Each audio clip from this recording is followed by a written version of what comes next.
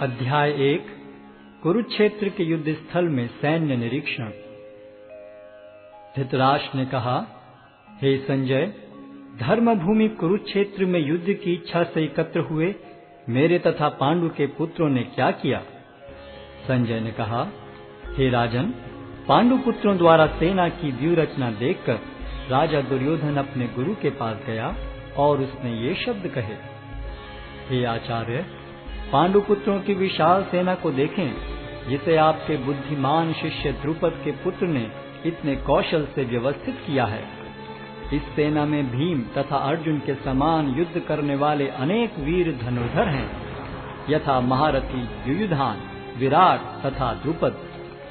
इनके साथ ही धृष्टकेतु, चेकितान, काशीराज, पुरुजित, कुंतीभोज तथा शैब्य जैसे महान शक्तिशाली योद्धा भी हैं। पराक्रमी युधामन्यु, अत्यंत शक्तिशाली उत्तमौजा, सुभद्रा का पुत्र तथा द्रौपदी के पुत्र, ये सभी महारथी हैं। किंतु हे ब्राह्मण श्रेष्ठ, आपकी सूचना के लिए मैं अपनी सेना के उन नायकों के विषय में बताना चाहूंगा जो मेरी सेना को संचालित करने में विशेष रूप से निपुण हैं। मेरी सेना में स्वयं आप, भीष्म, कर्ण, कृपाचार्य, अश्वत्थामा, विकर्ण तथा सोमदत्त का पुत्र भूरिश्रवा आदि हैं, जो युद्ध में सदैव विजयी रहे हैं। ऐसे अनेक वीर भी हैं जो मेरे लिए अपना जीवन त्याग करने के लिए उद्यत हैं। वे विविध प्रकार के हथियारों से सुसज्जित हैं और युद्ध विद्या में निपुण हैं। हमारी शक्ति अपरिमेय है और हम सब पितामह द्वारा भली भांति संरक्षित हैं, जबकि पांडवों की शक्ति भीम द्वारा भली भांति संरक्षित होकर भी सीमित है। अतएव सैन्य व्यूह में अपने अपने मोर्चों पर खड़े रहकर आप सभी भीष्म पितामह को पूरी सहायता दें। तब कुरुवंश के वयोवृद्ध परम प्रतापी एवं वृद्ध पितामह ने सिंह गर्जन की सी ध्वनि करने वाले अपने शंख को उच्च स्वर में बजाया, जिससे दुर्योधन को हर्ष हुआ। तत्पश्चात शंख, नगाड़े, बिगुल, तुरही तथा सिंह सहसा एक साथ बज उठे। वह समवेत स्वर अत्यंत कोलाहलपूर्ण था। दूसरी ओर से श्वेत घोड़ों द्वारा खींचे जाने वाले विशाल रथ पर आसीन कृष्ण तथा अर्जुन ने अपने अपने दिव्य शंख बजाए। भगवान कृष्ण ने अपना पांचजन्य शंख बजाया, अर्जुन ने देवदत्त शंख तथा अति भौजी एवं अति मानवीय कार्य करने वाले भीम ने पौंड्र नामक भयंकर शंख बजाया। हे राजन, कुंती पुत्र राजा युधिष्ठिर ने अपना अनंत विजय नामक शंख बजाया तथा नकुल और सहदेव ने सुघोष एवं मणिपुष्पक शंख बजाए। महान धनुर्धर काशीराज, परम योद्धा शिखंडी, धृष्टद्युम्न, विराट, अजय सात्यकी, द्रुपद, द्रौपदी के पुत्र तथा सुभद्रा के महाबाहु पुत्र आदि सबों ने अपने अपने शंख बजाए। इन विभिन्न शंखों की ध्वनि कोलाहल पूर्ण बन गई, जो आकाश तथा पृथ्वी को शब्दायमान करती हुई धृतराष्ट्र के पुत्रों के हृदय को विदीर्ण करने लगी। उस समय हनुमान से अंकित ध्वजा लगे रथ पर आसीन पांडुपुत्र अर्जुन अपना धनुष उठाकर तीर चलाने के लिए उद्यत हुआ।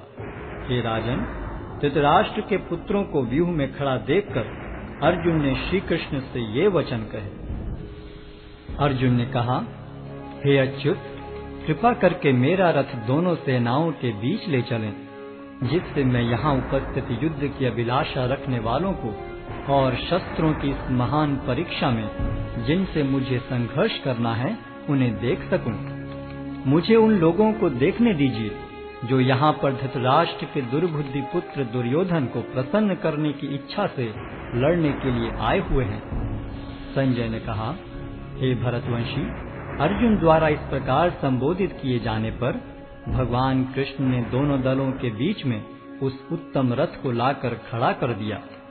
भीष्म, द्रोण तथा विश्व भर के अन्य समस्त राजाओं के सामने भगवान ने कहा कि हे पार्थ, यहाँ पर एकत्र सारे कुरुओं को देखो।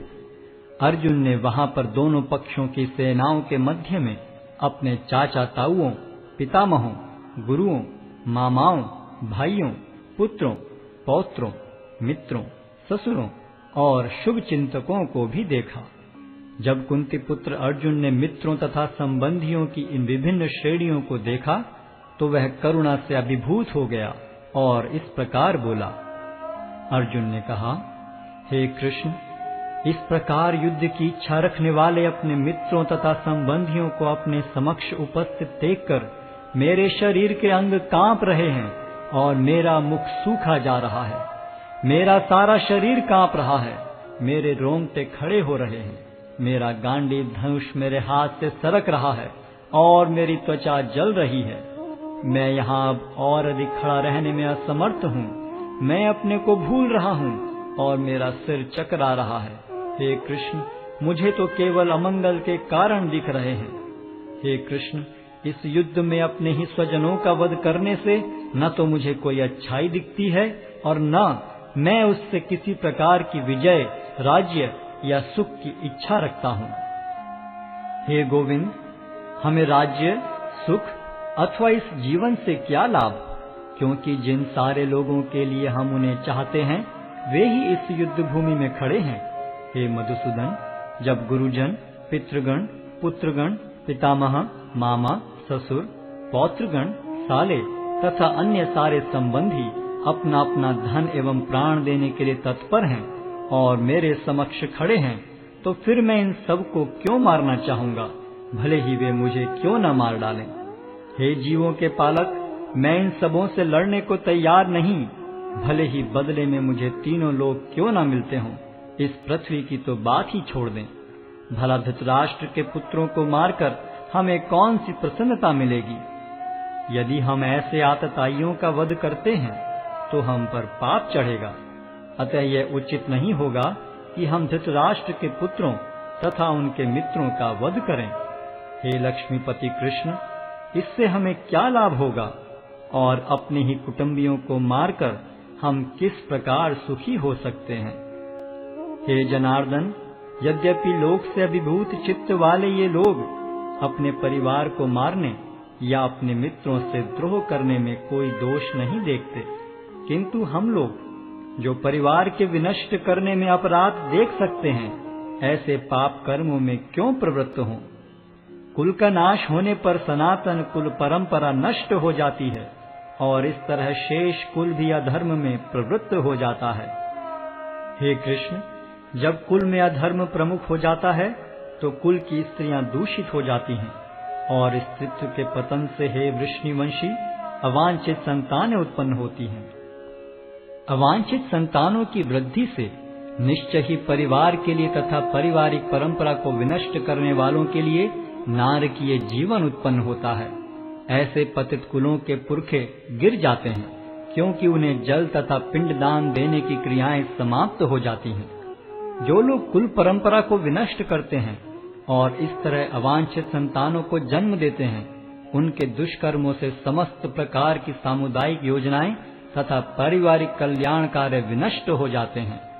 हे प्रजापालक कृष्ण, मैंने गुरु परंपरा से सुना है कि जो लोग कुल धर्म का विनाश करते हैं वे सदैव नरक में वास करते हैं। ओहो, कितने आश्चर्य की बात है कि हम सब जघन्य पाप कर्म करने के लिए उद्यत हो रहे हैं। राज्य सुख भोगने की इच्छा से प्रेरित होकर हम अपने ही संबंधियों को मारने पर तुले हैं। यदि शस्त्रधारी धृतराष्ट्र के पुत्र मुझ निहत्थे तथा रणभूमि में प्रतिरोध न करने वाले को मारें तो यह मेरे लिए श्रेयस्कर होगा। संजय ने कहा, युद्ध भूमि में इस प्रकार कहकर अर्जुन ने अपना धनुष तथा बाण एक ओर रख दिया और शोक संतप्त चित्त से रथ के आसन पर बैठ गया।